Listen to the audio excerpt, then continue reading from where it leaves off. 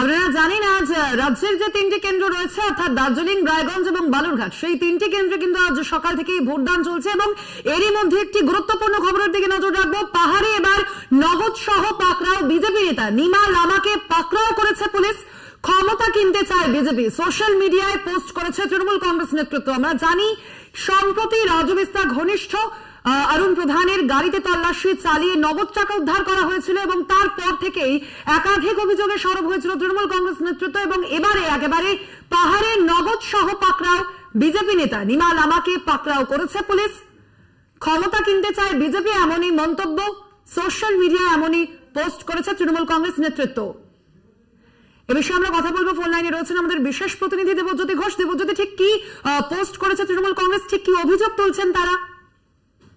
দেখো, নিমা লামাকে গ্রেপ্তার নিয়ে কিন্তু তৃণমূল কংগ্রেসের পক্ষ থেকে তীব্র প্রতিক্রিয়া জানানো হয়েছে এবং যেভাবে তাকে গ্রেপ্তার করা হয়েছে তা নিয়ে যেমন প্রতিবাদ করা হচ্ছে, কি কারণে ঘটনা ঘটেছে তাও কিন্তু খতিয়ে দেখার জন্য ইলেকশন কমিশনারকে অনুরোধ করা হয়েছে। ইতিমধ্যেই তৃণমূল কংগ্রেসের পক্ষ থেকে 17টি অভিযোগ জমা দেওয়া হয়েছে এবং তার মধ্যে বেশিরভাগ অভিযোগ রয়েছে অতি সক্রিয়তার অভিযোগ এবং নিমা লামা নিয়েও কিন্তু তৃণমূল কংগ্রেসের পক্ষ থেকে একটা ইলেকশন কমিশনের কাছে আবেদন করা হয়েছে এবং পুরো বিষয়টি খতিয়ে দেখতে বলা হয়েছে। এছাড়াও বালুরঘাটে যে একজনের মৃত্যু হয়েছে তা নিয়েও কিন্তু তৃণমূল কংগ্রেসের পক্ষ থেকে প্রতিক্রিয়া জানানো হয়েছে। তৃণমূল কংগ্রেসের পক্ষ থেকে যেটা বলা হয়েছে, এর মধ্যে ভারতীয় জনতা পার্টির নেতৃত্ব জড়িত রয়েছেন, কারণ পারিবারিক কারণে খুন হয়েছে বলে তৃণমূল কংগ্রেসের পক্ষ থেকে অভিযোগ করা হয়েছে।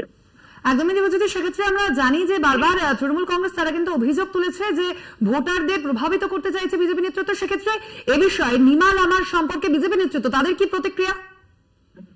দেখো, বিজেপির পক্ষ থেকে এ নিয়ে এখনো কোনো মন্তব্য করা হয়নি, কারণ যেভাবে অতি সক্রিয়তার অভিযোগ সকাল থেকে তৃণমূল কংগ্রেস করছেন যে নির্বাচনকে প্রভাবিত করার জন্যই ইলেকশন কমিশন যে কেন্দ্রীয় বাহিনী এসছে তাদের ব্যবহার করছেন বলে তৃণমূল কংগ্রেসের পক্ষ থেকে অভিযোগ করা হয়েছে এবং তৃণমূল কংগ্রেসের পক্ষ থেকে আরো যেটা অভিযোগ করা হয়েছে, পুরো বিষয়টি খতিয়ে না দেখে যেভাবে মন্তব্য করা হচ্ছে তা নিয়েও তারা তৃণমূল কংগ্রেসের পক্ষ থেকে প্রতিবাদ করা হয়েছে।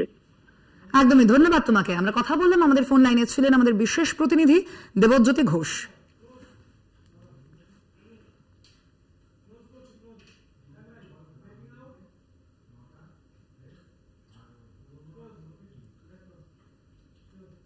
ধর্মযুদ্ধ 2024 এখন এ পর্যন্তই বিভিন্ন সময়ের আপডেট আপনারা পেয়ে যাবেন অবশ্যই কলকাতা টিভিতে। অবশ্যই তার জন্য দেখতে হবে কলকাতা টিভি রাত দিন 7 দিন।